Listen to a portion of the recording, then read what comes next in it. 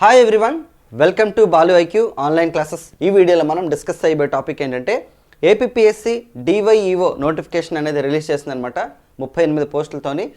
అయితే దీనికి సంబంధించినటువంటి క్వాలిఫికేషన్ ఏంటి, ప్రిలిమినరీ ఎగ్జామ్ ఎప్పుడు, అలాగే ప్రిలిమినరీలో సిలబస్ ఏంటి, అలాగే మెయిన్స్లో సిలబస్ ఏంటి అన్ని డిస్కస్ చేసుకున్న ముందు మీరు కనుక ఇప్పటిదాకా బాలు ఐక్యూ యాప్ని డౌన్లోడ్ చేసుకోకపోతే గూగుల్ ప్లే స్టోర్లోకి వెళ్ళి బాలు ఐక్యూ యాప్ని డౌన్లోడ్ చేసుకోండి.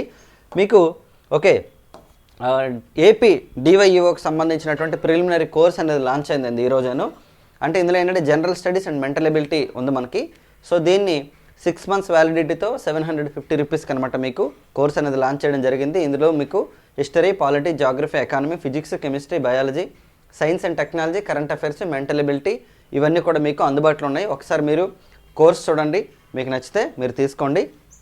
ఓకే, అయితే మరి టాపిక్లోకి వెళ్ళే ముందు చూసుకుంటే అప్లికేషన్స్ అనేది మనకి జనవరి 9 నుంచి జనవరి 29 వరకు తీసుకుంటున్నారండి. ఓకే, దీనికి సంబంధించి అలాగే క్వాలిఫికేషన్ వచ్చేసి పీజీ అనమాట. చాలామంది ఏంటంటే ఇక్కడే కన్ఫ్యూజ్ అవుతున్నారు. యాక్చువల్లీ పోస్ట్ గ్రాడ్యుయేషన్ అన్నారు మనకి క్లియర్గా అక్కడ. అలాగే ఆ పోస్ట్ గ్రాడ్యుయేషన్లో ఉన్నటువంటి సబ్జెక్ట్ ఏదైతే ఉంటుందంటే ఎంఏ హిస్టరీ కానీ, ఎంఏ ఇంగ్లీష్ కానీ, ఎంఏ లేదంటే ఎంఎస్సీ ఫిజిక్స్ కానీ ఏదైనా సరే మనం బీఈడీ చేయడానికి కూడా ఎలిజిబిలిటీ ఉండేటట్టు ఉండాలన్నమాట ఆ సబ్జెక్టు.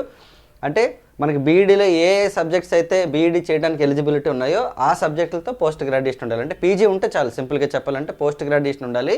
కాకపోతే మీరు ఫ్యూచర్లో బీఈడీ చేయడానికి అనమాట ఉపయోగపడేటట్టు ఉండాలి ఆ పీజీ. ఓకే, ఎందుకంటే ఇక్కడ బీఈడీ అని ఏం మెన్షన్ చేయలేదు మనకి, పోస్ట్ గ్రాడ్యుయేషన్ అన్నారు.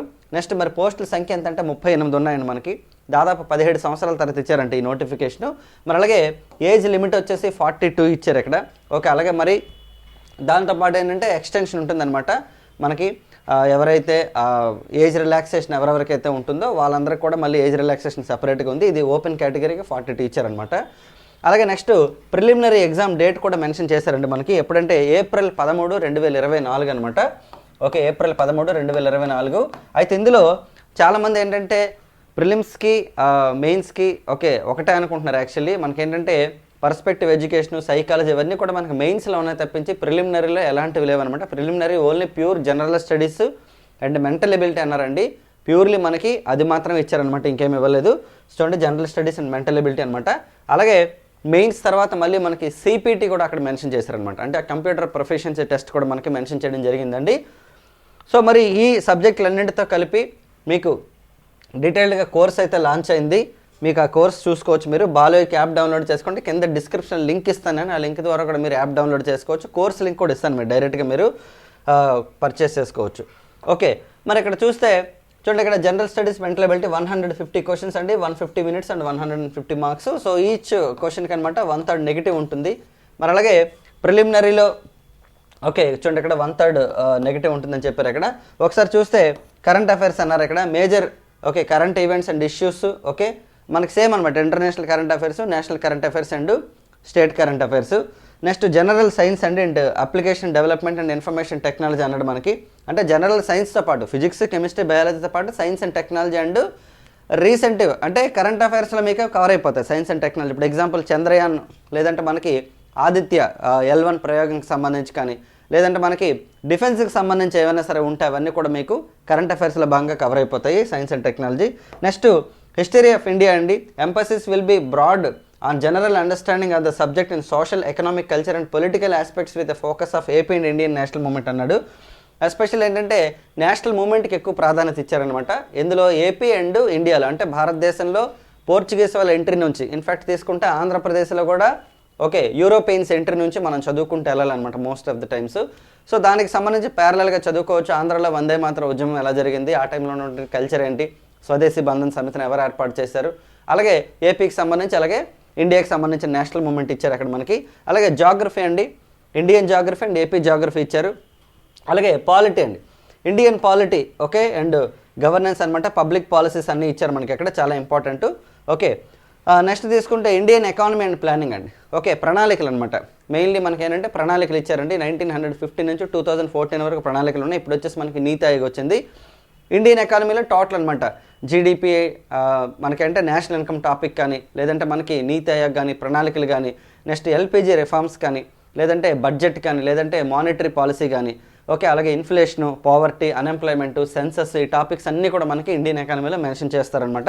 మరి sustainable development and environmental protection అండి, అంటే పర్యావరణానికి సంబంధించి సుస్థిరాభివృద్ధి లక్ష్యాల గురించి. నెక్స్ట్ అలాగే డిజాస్టర్ మేనేజ్మెంట్ అండి. Next logical reasoning and mental ability అన్నాడు ఇక్కడ. అంటే ఇందులో మనకి డేటా ఇంటర్ప్రిటేషను, రీజనింగ్, అర్థమెటిక్ ఇవన్నీ కూడా మీకు ఉంటాయన్నమాట. ఏంటి time and work, time and distance, simple interest, compound interest ఇవన్నీ కూడా ఉంటాయి. సో కాబట్టి ప్రిలిమినరీ వరకు డెఫినెట్గా మీరు క్వాలిఫై అవ్వచ్చు. ఎందుకంటే మనకి గ్రూప్స్లో ఇస్తున్నవే యాక్చువల్లీ ఇందులో కూడా సిలబస్లో ఇచ్చారు కాబట్టి కొంచెం మీరు కాన్సన్ట్రేట్ చేస్తే చాలా టైం ఉంది.